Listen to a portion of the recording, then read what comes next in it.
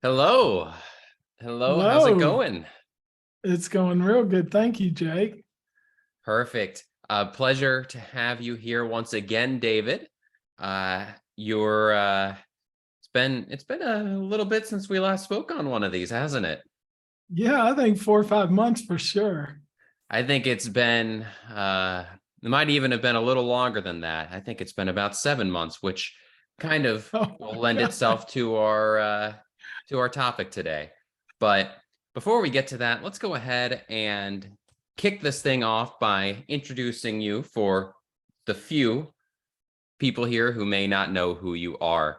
So, welcome everyone to today's Volie Session. Once again, I'm Jake Davis, and today I have the pleasure to sit down once again with David Kain to discuss some new topics within the industry. David has grown up in the automotive business before becoming a co-founder of Ford Direct, where he served as COO before creating his training company, Kain Automotive, in 2003. He has worked with hundreds of dealers and OEMs over the years and will be sharing insights from his work in dealerships all over. David, thank you for taking the time. It's a pleasure to have you again. And are you looking forward to today's session? Yeah, actually, it's just kind of fun because, as you know, all day today, I've been interacting with internet and BDC and sales team members. So I've got a lot of fresh information just off of that, because in our training, as much as we are regarded as the experts and we come into an environment, we learn at every point that we go through this. So hopefully those who are on the call are willing to engage with us so that they in fact can share from their own experiences, because I think you and I are humbled a little bit by the intellect and the willingness of people to share things that are near and dear to them. And we pick up some tricks and tips just by the nature of being involved in these volley calls. So I'm looking to learn a little bit even as we share. Awesome. And as David said, we will definitely be taking any questions and feedback you guys have throughout the session today. Put them in the Q&A here on Zoom, and I'll get to those as we move along here. We have some dedicated time towards the end to get things as they come up, if not before. And you can also email them to me at jake@volie.com if you don't want to put them in the Zoom. But David, let's dive into it. And for everyone here, like I said, you not being on here is kind of relevant to the discussion today, because we're going to be talking about how your processes and how you train has changed in the last 6 or 7 months since we last spoke. So I guess the first thing that we need to talk about here before diving into what you train differently, but what's changed since we last spoke? Well, what's changed is the consumer has now taken back control of the relationship. Uh, at any given time, Jake, you have to imagine that 5 to 10% of consumers at any point in time are shopping for a vehicle. And during the early part of the inventory shortage driven by the chip shortage, you ended up with a percentage of people that were coming into the market, and they were aware of the fact that the inventory was short, so they were comfortable with paying perhaps retail, and in so many cases well over retail, and interest rates were reasonably low. We had 1.9 offers, 2% was reasonably high interest rate. People were like, oh God, I had to pay as high as 2%. And so the marketplace has changed considerably because now we have more inventory available. Consumers are now aware of the fact that if you won't give me a good deal, I'll go to another dealer because they've got one. You're not the only one in 100, 200 mile radius that has exactly what I'm interested in. And on the other side of the coin, used vehicles for about 20 months in a row started dropping in value. So consumers several months ago that were kind of used to, well, I'll buy a car its value will always hold are now aware of the fact that, I'm back to driving a depreciating asset. And, if I don't trade this month, it could be worth less the month after. So in very quick order, as the clock struck January 1st, we saw inventory levels were peaking up a bit. We saw interest rates were climbing.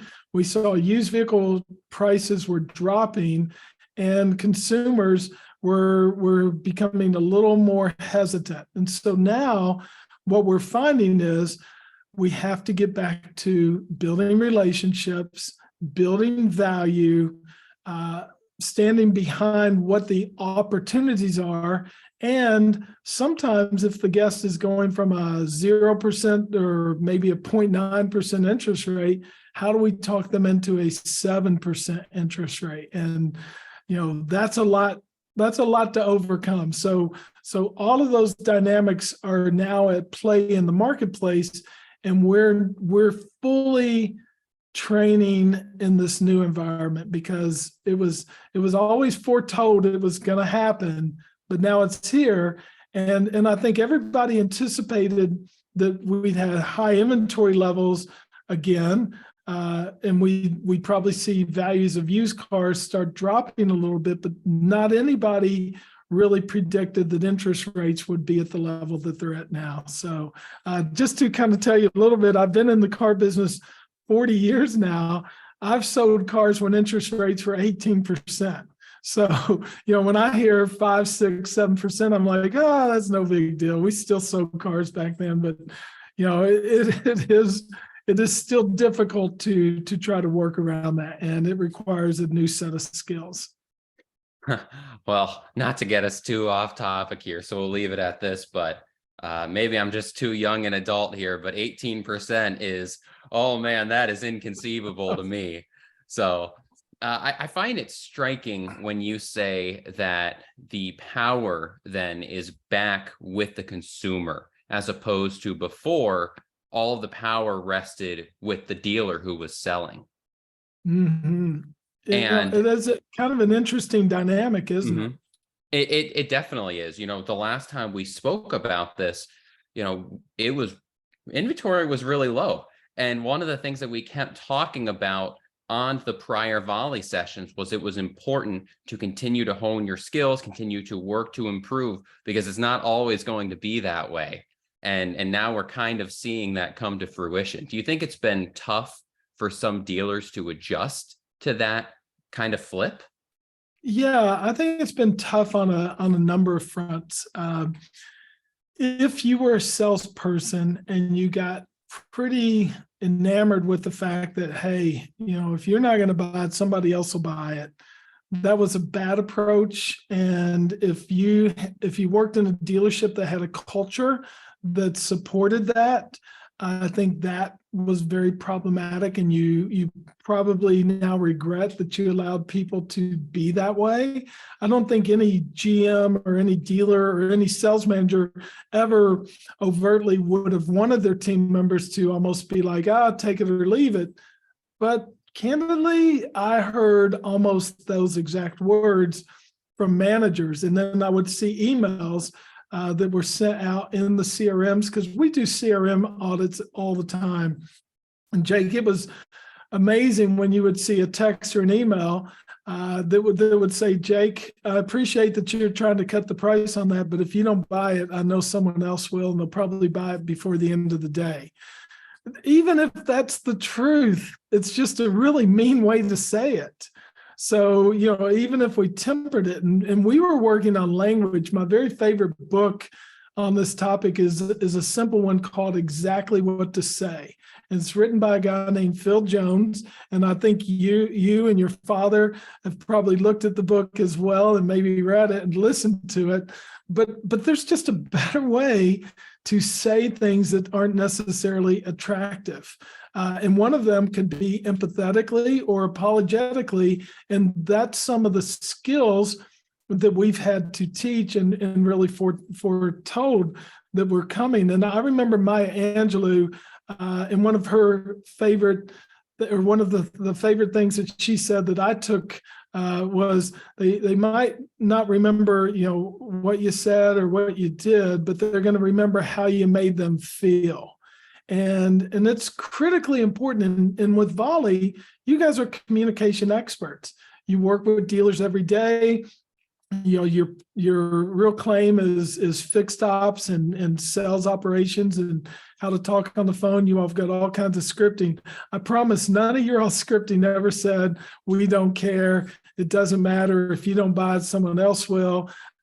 You're always working with customers who their car broke down, they've got an expensive repair coming up, all kinds of things. So we got to be tenderhearted all the way through, because everybody is going to end up having to go through something, and they need, in our opinion, someone on the other side that's an advocate pulling for them and helping them out.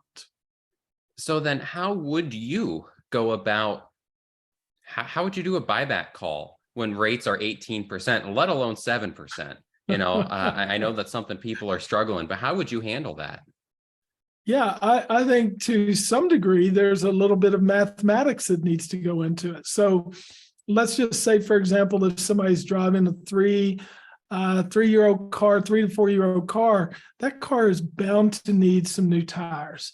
And if you do the math on a new set of tires, they're anywhere from $500 to $1,000, and some of the really expensive performance tires are well above that.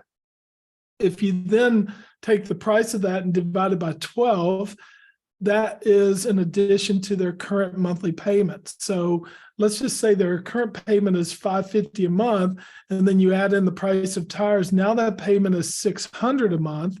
And if the vehicle is now out of warranty, which in fact it could be, or they might need to consider purchasing an extended warranty before that one runs out, you've got those added costs. So an extended warranty would maybe be $2,000. An unexpected repair would certainly be $1,000 to $2,000 or even higher in some cases. So then you do the math with them and you're like, well, we do need new tires. You've got potentially an unexpected repair. So now your payment's not $550 a month. It's actually more like $700 a month over the next 12 months. And when you're running out of warranty, it's all on you, and you're going to be in a position to have to do that. So you're going to have a vehicle that you've got maybe 4 of 6 or 7 years that you've paid on, and you still have a pretty high payoff. Why don't we go ahead and give you as much money as we can today, put you in a new vehicle? We may not see a lower payment, but it could be equivalent to what it would cost for you to keep driving the one you're in now. When you consider all the other costs involved. So we got to do a little math. Additionally, we've got to walk them through what are the attributes of the new vehicle. Do we get better fuel economy? Do we have a safer vehicle? Is it more comfortable? What has changed? Is the value of your car diminishing based on how many miles you're driving? So we got to go a little bit further than when can you come in? Mm-hmm. Or the payment's $750 a month. I know you're only paying $550, but I wouldn't do it either. That's not going to work. We sell cars for a living, and we need to figure out how to help people make decisions to keep buying. Mm-hmm. And when you look at the actual agent, the salesperson who's looking to work with this customer, you mentioned earlier that it was important to you to start building relationships again. Yes. And something you and I had spoken about when we were planning this session is you have become a big fan of a single point of contact for selling. Can you talk about that a little bit? Yeah, I base a lot of that on what consumers are saying. And let's just, instead of necessarily calling it single point of contact, but that is what people know it in the industry. So we'll stay with that terminology. Customers are looking for one person to work with them all the way throughout. Now they can involve managers, but I need to know that I'm going to work with Jake through this. So I don't want to start potentially with one person on the phone who's going to turn me over to another person on the floor who's going to turn me over to someone else when I decide I don't want to buy the vehicle. So if those three independent roles in the dealership, the BDC person, perhaps the salesperson or professional, and the manager all work consistently together as an advocate for the consumer, you can have more than one single point of contact. But what often happens in today's environment is the BDC agent sets the appointment and it's blindly established. So when you come in, we're going to get you with a professional. And so that's an unknown to the consumer, and that's always a little scary. And then they're going to get their manager involved, and I don't know which manager is going to be involved, but as the agent who established a relationship with them of trust enough to want to come in and see the vehicle, now who am I going to work with? And Jake, you and I both know this. People come in all the time and they're saying, "Where's Jennifer?" And Jennifer is 3 states away, working for a dealer group. And she's saying, "Come in, we can't wait to meet you." And so, Mrs. Jones comes in and she's like, "Jennifer was delightful. I really would love to meet her. Can she come down?" And, I know she can't sell me the car, but, and then there's that disconnect emotionally. And then Mrs. Jones feels like she was tricked a little bit. So what we want to do is to be very transparent, say, "Hi, my name is David. I work in the central customer care office here for our dealer group. What I'm going to do is arrange a visit to the store. I've hand selected a product specialist, Jake Davis. He knows everything about that Subaru. He's going to walk you through all the details, and I'm going to be involved. You can text me, you can call me, you can email me, and I'll be along the journey with you." And Jake and I, we work together all the time. And though, by the way, his manager, Scott, is also going to take a look at your trade-in. We'll work the numbers for you, and we'll provide all that. So ultimately, whether it's single point of contact, it's that advocacy all the way through the process. And I don't think we are very mature in how we present that to the guest, because one discipline is get them in the door. The other one is sell them when they get there. And the other one is make as much money as you can. And the consumer's like, it's not exactly what I was hoping for. So that was pretty much exactly what I was expecting to hear there. Great topic. And when you speak about specifically the handoff of the BDC agent to the sales rep, and keep in mind, most of the folks that we're working with here at Volie are the BDC people. So yes. Can we spend a little more time? What exactly do you coach them to say exactly so they don't feel like they were misled? And more importantly, even as you were saying there, "Hey, I work with Jake." Well, how do you get across that I'm not even going to be there? Yeah. I think honesty is the best policy. And to be truthful about it is a reward to you and to the guest. I don't go home at night if I haven't misled any guest and feel like I need to kneel at my bedside and say a prayer of forgiveness. I can literally say to the powers that be, in order for me to succeed in this job, I've got to be able to tell the truth. And part of telling the truth is expressing to the guest and not misleading or because we know if the guest kind of thinks we're going to be there. So let's just say I'm a BDC agent. Jake, you and I are having a wonderful relationship, and I'm going, "Can't wait to see you, man. We're going to talk about this, that, and the other thing when you come in." And I'm literally just lying to you. Because I'm not going to be there, and I don't. But I think humans instinctively know when we're misleading people. So it's not as though we can even write it off and say, "Well, my family needs to be fed, so it's okay that I tell a little white lie." They all add up, right? And I don't want to be prophetic here, but the point is, I think you'll end up doing better if I can say, So my role here is to work with you, get you as much information as I can. And then I work at a central office that interacts with customers all the time, because we know customers want information quickly, because I'm not doing test drives and I'm not working with customers live on the dealership showroom. I'm able to give you all the attention real quick right up front. And what I want to do is to arrange a special visit to the store.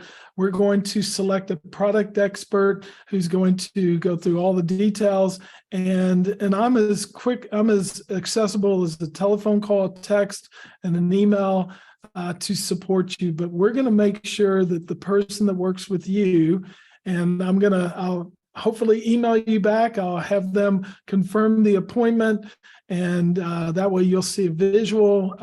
We'd like to do a video of the car once we get it ready for your visit, and then introduce the product specialist who's going to greet you.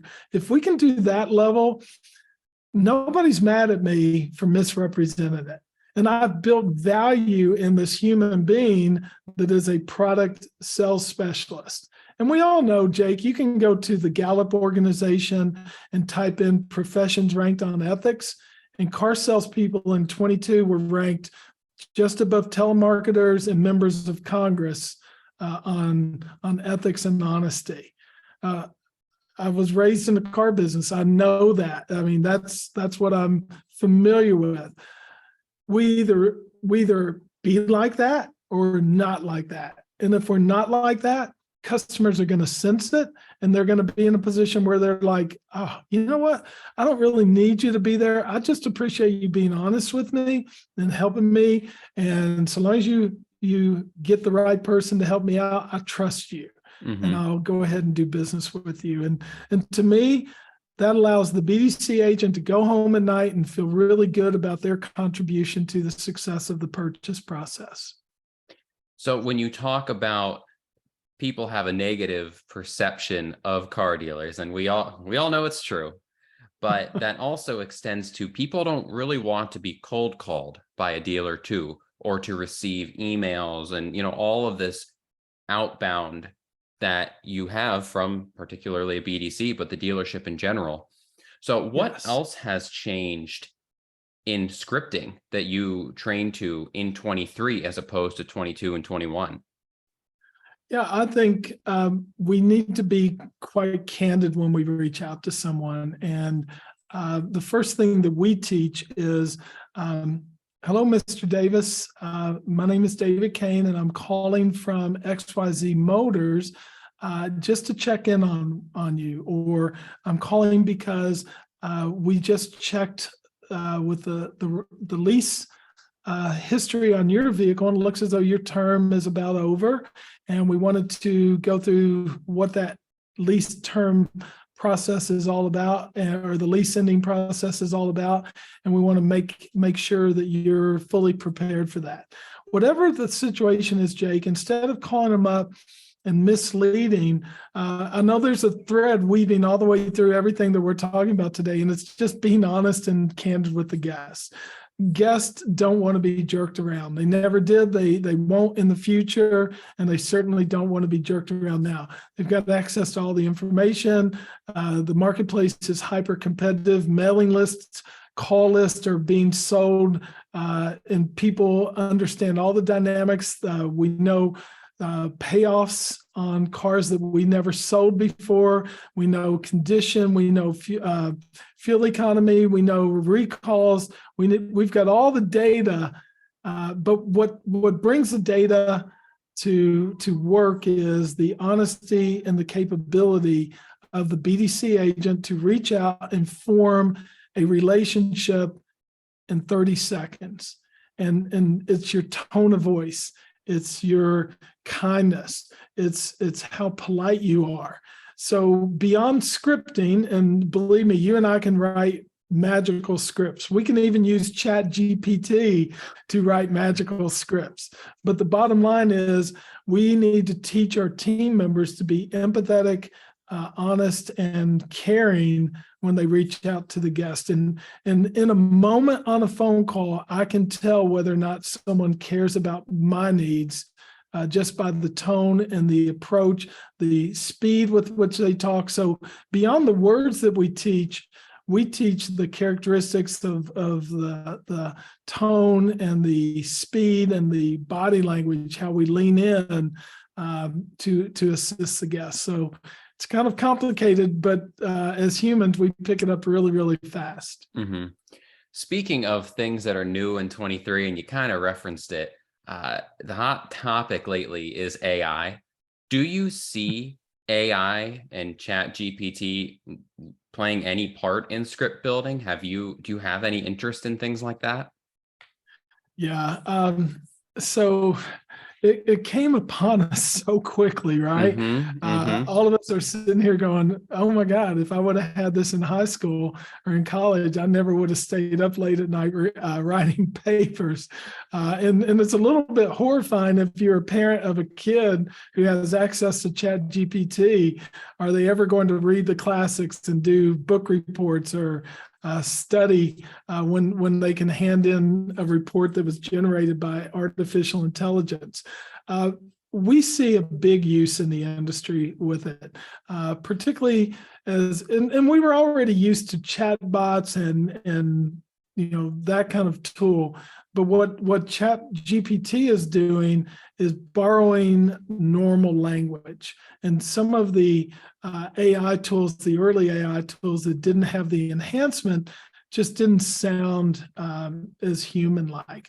Chat GPT takes it to a whole different level, and what it does for BDC agents, what it does for internet sales team members is it allows them to drop in a phrase to amp up the quality of the conversation. Sometimes we just get a little brain lock. What am I going to say when the customer says that interest rate is too high? Or what's the difference between our model and our competitor model? Because our guest said, well, I'm going to shop this one. So now I can go to a tool like Chat GPT, and as we all know, Google just released their version this week, and we can join the wait list, which I've already done, so we can see how they compare. But if I went in there and I said, Jake, or I said, please write me an email to a guest that is considering a Honda versus a Ford versus a Toyota, and help me to make my Honda look like the better choice. Chat GPT will do that for you, and not that you would copy and paste it all, but you can get a snippet here and a snippet there, and it just makes you sound like a better expert on the field. Now, what's interesting is, and Jake, we have no clue as to the authenticity of the statements that are made. We don't have references that go down and say, this comes from J.D. Power, or this was a field test by Motor Trend. Those are the things that concern me. So I think we've got to embrace, the wordsmithing, if you will. But when it comes to the real details and the data points, I think we need to be a bit skeptical about it. Mm-hmm. So inventory is rising, rates are rising. What's been the impact on finance revenue? Well, the impact initially is not that bad. So what we're seeing is we're still at that in-between point to where consumers, when they do finance, are allowing the dealerships to make what everybody on this call knows is back-end revenue. They still are in a position to where they're doing okay. The difference is more people are not financing, and that becomes the challenge. And ultimately, what dealerships are seeing is a lower penetration rate of deals that get financed or leased. And what we want to do is to make sure that we present all the numbers and we give the guest an opportunity, because what's also important to talk about is if I finance at 7% or 6% or 5%, but my money is earning at that same rate, When I do a certificate of deposit, or I do a money market account or something like that, I'm in a position where it still comes down to, if I can make as much money or more money by investing it than spending it on a car, then I probably should do the financing. And I think that's what I'm used to when I sold cars, is we had to do the math with our customers. And I think we're going to need to reintroduce that kind of conversation to the guests, to where we can say, well, on the particular vehicle that you're on, the motor company has offered this incentive. So, you can probably make 5% on your money right now and only spend 3% or 2% or whatever, because the one you want is incentivized. Then that would be the smart thing to do. Mm-hmm. Well, we're going to go ahead and take a short break here, like we normally do. Bring on Liza from the Volie team, and she has some information she'd like to share with everyone. And then we'll go ahead and get right back at it with David. But let's go ahead and get Liza in here.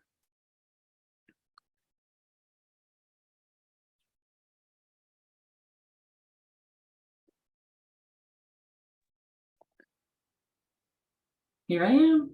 Here she is. All right. Thank you, Jake. This month, I was going to say this week, this month, I wanted to talk, I don't have anything to show, so you just get my face, but talk about the importance of benchmarking. Part of the reason that all of our customers sign up with Volie is for the visibility. So rather than managing by feel or by instinct, that visibility allows you to manage to numbers that you can measure over time. So tying this into today's topic, for example, if after today you decide in your store to make some changes based on everything that David's talking about today, benchmarking is going to be critical so that you can make sure that the changes that you are making are moving you in the right direction. Picking metrics that you can easily measure and monitor over time allows you to take stock of which processes are working and potentially where there's room or opportunity for growth. When I say benchmarks, we might be talking about metrics at the individual agent or member level.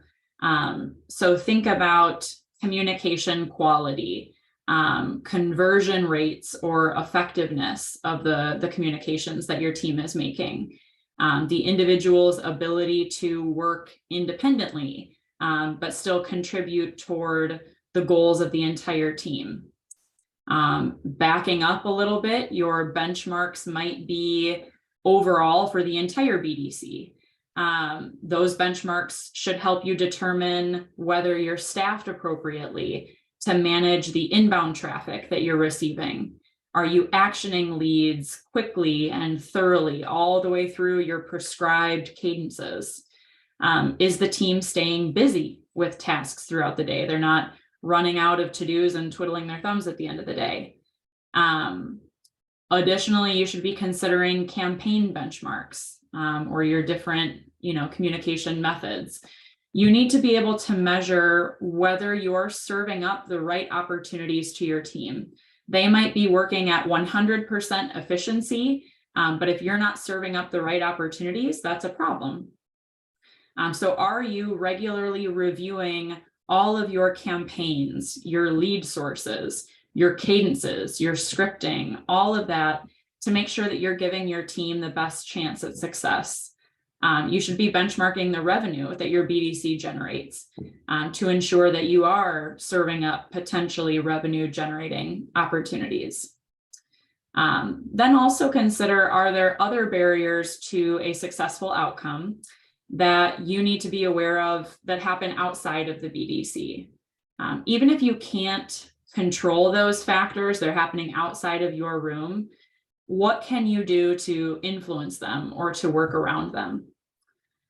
So please talk to your Volie account rep about what goals you do have for your BDC, and maybe which metrics you're held to, that you're held accountable for, and work with your Volie account rep to establish KPIs that we can help you benchmark against. I want a quick shout out to one of our accounts that turned 1 this month. They just had their 1-year anniversary on Volie. And it's really been exciting to go back and review the progress that we've made over the last 12 months.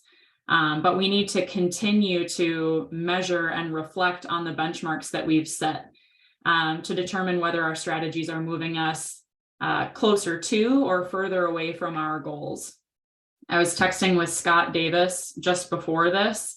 So kind of Scott Davis phrase here that everybody's heard, but if you don't know where you're going, any direction will do.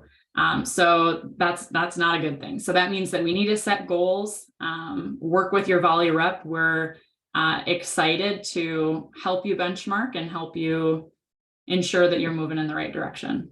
So and your team will share some of the best practices that they see with strong teams.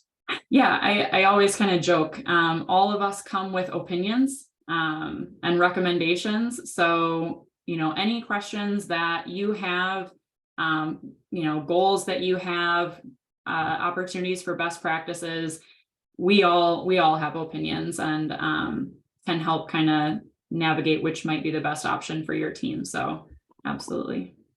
Great. Thanks, Liza. And David, not to put you on the spot here, but if you were one of our customers running a BDC, Yes. what metrics would you want to measure and benchmark to? Yeah, so very easily, one of the first things we want to do is to measure the engagement rate, because the engagement is really the catalyst or the starting point for everything. So we teach when we receive a vehicle lead, or we teach a service lead coming through that way if someone's using online service scheduling. First thing we want to do is to make sure that we can text them, we can email them, we can have a telephone call with them. And a lot of people have the assumption that inbound telephone calls are very effective for engagement. Marchex did a study, and we hear it all the time when dealerships really do the real deep dive into their phone systems. About 40% of phone calls don't get to the intended person. And if they go to voicemail, that's even worse, because a lot of people have trained themselves not to listen to voicemail. And so you'll see as you walk around service departments or sales departments, you'll see flashing voicemail lights, and they're just constant. It's almost like you take a piece of black tape and cover it because it's a nuisance after a while. So call routing is really critical. And I think that's one of the key metrics, is to watch your engagement both for inbound activity and outbound activity, and be aware of the fact that your guests, when they need you, they want to connect with you. If my car broke down, if I need a new vehicle, if I want a new vehicle, that's the time that we want to make sure that it's easy to get through. I was with a group a couple weeks ago, and we were doing mystery shop calls out to their competitors. And this is from the sales end. We could do it for the service end, do the same thing. And we wanted to hear the tone, the dynamics, how they made you feel on the phone. And they all got a big kick out of how funny it was and stuff. And I said, well, now let's call your store. And sadly, the calls didn't get through. And it was a call routing technology issue. So engagement is both a compilation of the effort, but also the technology, and making sure that your guests, when they fill out a form online, when they chat online, when they text online, when they call into the dealership, that we on the receiving end are able to get that to the right person, who then really cares about them and wants to help them out. So the technology is part of it, but the agent and their attitude is of course the other part of it. So engagement when they fill out a form comes from we've now got to text them, we've got to call them, we've got to email them. And sometimes, and you and I both know this because with Dealer Identity, one of your all's adjunct products, most of the calls from dealerships are going to come through and say telemarketer or spam likely or whatever it says on there. And so we've got to cause that delivery. So, I'm not trying to make this a commercial for Dealer Identity, but certainly that has made a big difference in it showing up that it is the dealership that I filled out the form with calling me back, and it's not a telemarketer or a spammer trying to reach back out to me. So engagement is the key metric that we look at both inbound and outbound. And then appointments set, both for fixed ops and for variable. And then the show rate. And actually in between the set rate and the show rate is what's your confirmation rate. So what was the effort to confirm? Did we send a text? Did we do a video? Did we make a phone call? Did we leave a voicemail? Did we send an email? Because once we get that precious made appointment, we've got to bring them in. And that is really critical. So the appointment confirmation rate, the appointment show rate, and then of course, when they come in, what was the rate that we sold? So for fixed ops, did we sell more than what they asked for? Did we help them with other things that they needed? And not just did we upsell, but did we help them by replacing or fixing or doing things that they needed done that we were able to identify? And then, of course, on the sales side, when they came in, did they buy a vehicle? Did we get a trade-in? Did we sell the new car or used car? So those are the metrics that we look at. And so being able to benchmark against all of Volie customers and other big performers is really important to me. Mm-hmm. Speaking of your sell rate, something I'd heard from you before, and we were talking with Scott too, but you had been in the past training to a certain conversion rate on 100 callable leads. Do you have any updated conversion metrics that you can share? Yeah, so interesting enough, I started out my sessions this week by asking the team members in the BDC at the dealership that I was working with. I said, what is your connection rate when you dial out on a phone call? The young, inexperienced ones were very overtly saying 50 to 60%. And I was like, really? 50 to 60% of your customers answer the call on the very first call. And then we bring the veterans through in a later session, and they were like 10%, 20%, 30%. Because they're working with mega volume, whereas the new people are working with lesser volume and maybe a little more optimistic. On average, we're seeing if you can call within a couple of minutes, and I want to talk about fixed ops or variable ops, either one, service or sales. If you can call within a couple of minutes of the action that the consumer takes, where they typed in their phone number, and your number doesn't show up as a telemarketer or spam, the answer rate is in the 40 to 50% range. But if we go much beyond 2 or 3 minutes, it's kind of out of mind for the consumer, and they've moved on to something else. They might have even, at my age, Jake, they might have even forgotten what they did. And that was just 2 minutes ago. So we want to strike while the iron is hot. Customers don't arbitrarily reach out to car dealerships. They reach out in times of want and need. And we benefit when we are the quickest to respond to them. And I'll give you this metric that I'd love to talk about. 78% of people in a study identified that 78% of people buy from the first company that engages with them. And I believe that. And I believe that.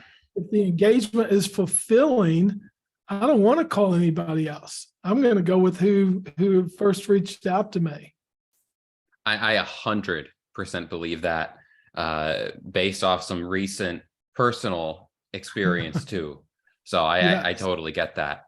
So when And once again, folks, we didn't rehearse this. I'm curious what he's going to say, but what is the number one pain point that you hear folks say when you ask them how it's going at the stores lately? Because there's something that I'm hearing and I want to talk about, but what do you hear? Well, the number one pain point is the key inventory that they are being asked about is not available still. So we have high inventory levels of cars and trucks that might not be really the ones the customers want. So that's the number one pain point I hear from the sales side. The number one pain point from the service side is I can't get my call to be answered. And that still is a frustration point, or I can't get the guest to engage back to me. So I'd be curious what you're hearing to see if Well, they overlap. Maybe I should have phrased it a little different. I meant operationally, but staffing. I am hearing from every dealer that I speak with that they're still overwhelmed with being understaffed and they're struggling to bring in good people. Do you still hear that too? Yeah, and it's so true. And I want to go back to I've done a lot of work with companies that do recruitment and have recruitment technology. And Hirology is one that I think very fondly of out of Chicago. And one of the things that the CEO of that company recommended was we need to respond to candidates like we respond to leads. So we need to be very quick. So imagine, Jake, you're sitting there at night, you're on the couch watching TV and you're applying for jobs. Can you imagine if you heard right back from the company right away? That'd be pretty darn impressive. Jake, we received your application. We're going to process it and somebody will be reaching out to you tomorrow. As opposed to, I just applied for 100 jobs and I didn't hear from anybody. And that tends to be the problem. So in our industry, one of the things that we could help ourselves with in that real painful situation that Jake described and I'm experiencing with our clients is we can't get people. They won't show up even after we hire them. When they do show up, they'll work a day and then they quit. It's very expensive to bring people along. So we just kind of give up. It takes me back, Jake, to where I used to come back home as a sales manager and I would say to my wife, oh my God, the second coming of Christ has shown up to sell cars at our dealership. And she'd be like, okay, give it a week. We'll find out. And then sure enough, 3 days later, I'm like, that guy's the devil. He's terrible. And I think everybody on this call probably knows what that experience feels like. So ultimately, what we want to do is hire slow and fire fast and try to grow people.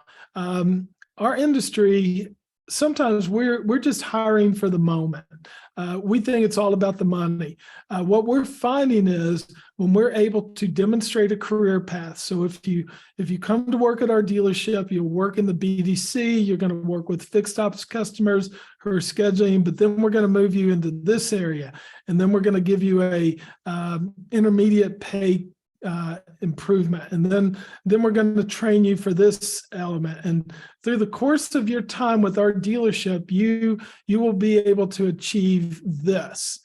Now I'm going home and I'm like, Grandma, I'm going to go work at a car dealership. And instead of her saying, oh God, child, please don't tell me that. I'm going to then show the sheet and show what that growth path is. And when we're able to demonstrate by coming into a dealership that we're going to improve your life, improve your income, and give you a path for the future, it's not hard to hire.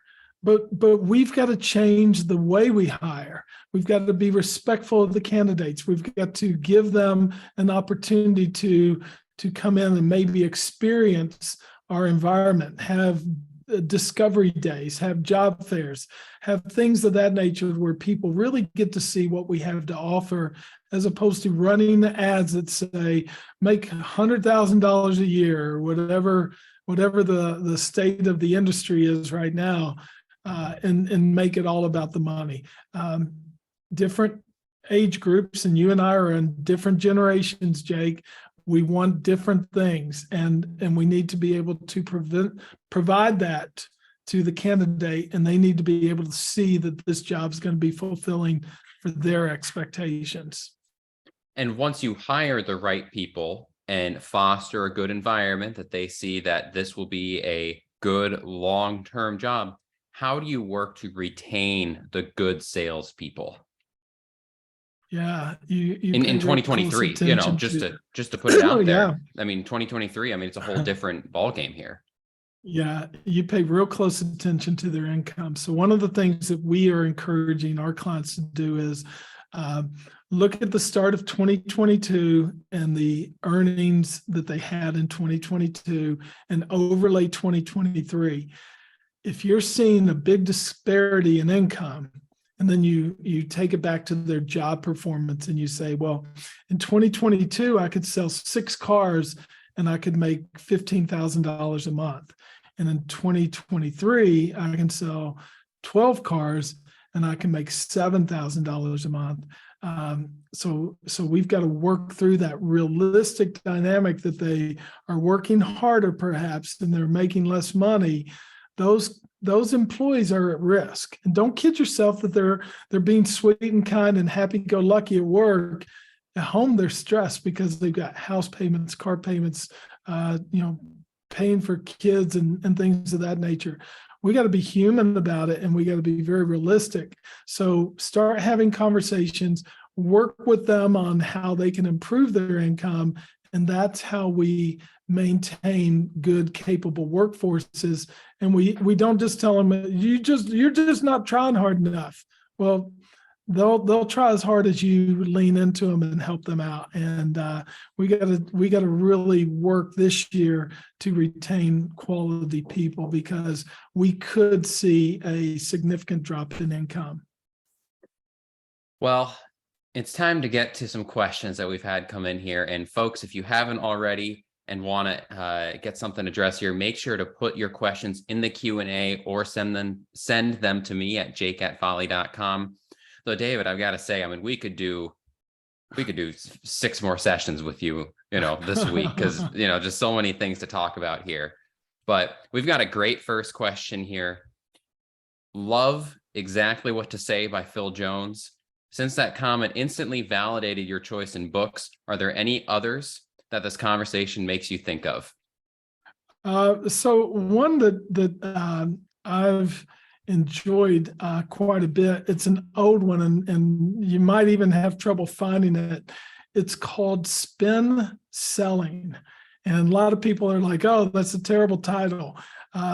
But it's kind of my Bible for how to communicate effectively over time with customers. And so to understand what their situation is, to identify the problem, to give an implication that you can provide a solution, and then give them the needs payoff. So that's what the SPIN sells or stands for. And the author, Neil Rackham, just did tons of studies in all kinds of different sales environments, whether it's selling bubble gum at the convenience store or selling nuclear power plants, what it really takes to effectively communicate with the guest and understand situation, problem, implication of a solution, and the needs payoff. So if you like reading, that would be a good book to read. David, any tips on refocusing a team that may have gotten lazy in the last year or two? And lazy's in quotes, if that helps you out. Yeah, I think that the truth of it is we think they've gotten lazy. They just played to what the environment was. So I think we've got to create new dynamics, new habits. One of the things that we would encourage you to do is to record their calls in a non-threatening environment and let them practice.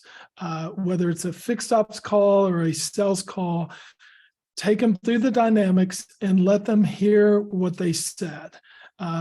Most of us don't want to do scripting, but we do want to know what to say. So it's an interesting dynamic. Would you rebel against scripting, or would you say what you should say if it would drive better success? So I think we need to have that logical, dynamic dialogue with them. And then, you can pull up your voice memo on your phone, record a role play, let them hear themselves, come back and then be like, oh, wow, I didn't sound so good.